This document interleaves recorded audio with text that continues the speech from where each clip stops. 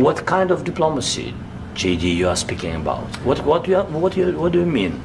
I'm talking about the kind of diplomacy that's going to end the destruction of your country. Yes, but if you Mr. President, with respect, I think it's disrespectful for you to come into the Oval Office and try to litigate this in front of the American media. Right now, you guys are going around and forcing conscripts to the front lines because you have manpower problems. You should be thanking the President for trying to bring an end to this conflict. Have you ever been to Ukraine that you say what problems we have? I have been to. Come once. I've actually watched and seen the stories, and I know what happens is you bring them on a propaganda tour, Mr. President. Do you disagree that you've had problems bringing people into your military? And do you think that it's respectful to come to the Oval Office of the United States of America and attack the administration that is trying to prevent the destruction of your country? A lot of questions. Let's start from the beginning. Sure. First of all, during the war, everybody has problems, even you, but you have nice ocean and don't feel now, but you will feel it in the future. God bless. You don't know that. God bless. You God bless. You will not have a war. Don't tell us what we're going to feel. We're trying to solve a problem. Don't tell us what we're going to feel. I'm not telling you. Because you're in no position to dictate that. That's exactly what you're doing. You're in no position to dictate what we're going to feel. We're going to feel very good. You will feel influence. We're going to feel very good and very strong. You will feel influence. You're right now not in a very good position. You've allowed yourself to be in a very bad position, and he happens to be right about it. From the very beginning of the war. You're not in a good position. You don't have the cards right now. With us, you start having cards. Right now, you don't. You're playing cards.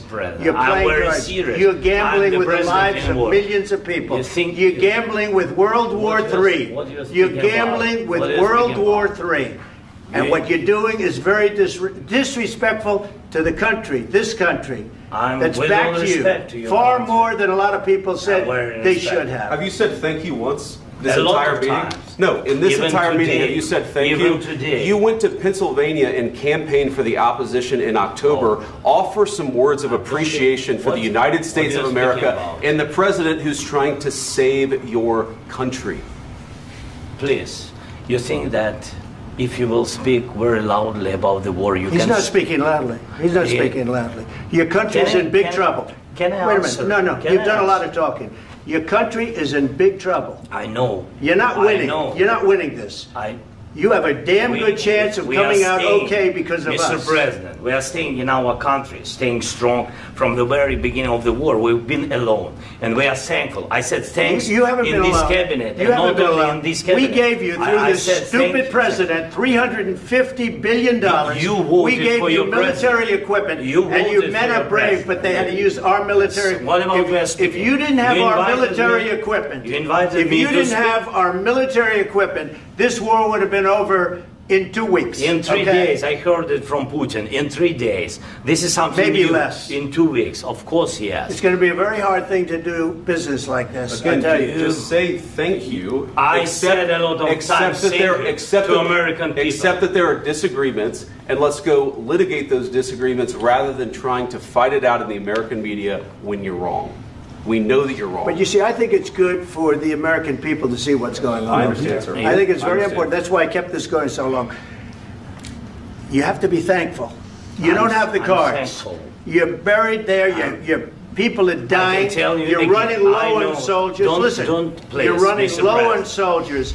It would be a damn good thing. And then you tell us, I don't want a ceasefire. I don't want a ceasefire. I want to go and I want this. Look.